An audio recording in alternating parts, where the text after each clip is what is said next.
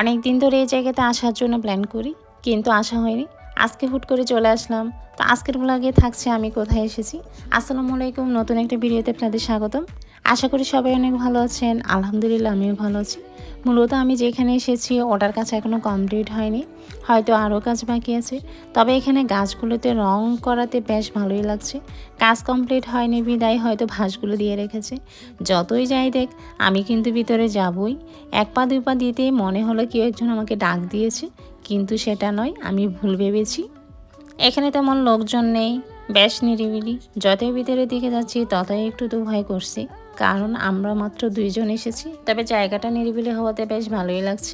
এটা হচ্ছে চট্টগ্রাম মুক্তিযুদ্ধ স্মৃতিসৌধ জাদুঘর প্রকল্প, নতুন করে তৈরি করা হচ্ছে। এটার লোকেশনটা হচ্ছে চট্টগ্রাম সি মার্কেট এবং সাহেববাবুর বৈঠকখানার মাঝামাঝি করে এবং অপোজিটে সেটা তৈরি করা হচ্ছে।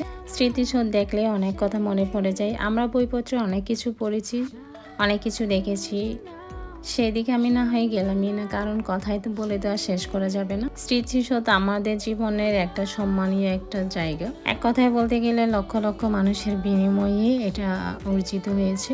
এটার মাধ্যমে আমরা স্বাধীনতা লাভ করেছি। যাই হোক, এখানে এসে অনেক কিছু দেখতে পেলাম। শুধু যে লাল সিঁড়িটা যেটা আছে সেটা ছাড়াও এখানে ছোট ছোট কিন্তু এখানে ভিতরের দিকেও কিন্তু যে অন্য কোথাও যাওয়ার জন্য কিন্তু স্কোপ আছে। যারা আসবেন তারা এখানে একা না আসাটাই ভালো, কারণ জায়গাটা বেশ নিরিবিলি।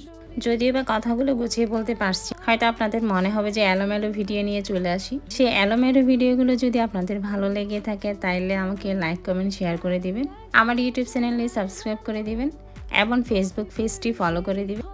আজকের ভিডিওটা এই পর্যন্ত। দেখা হবে নতুন কোনো ভিডিওতে নতুন কিছু নিয়ে। আল্লাহ হাফেজ।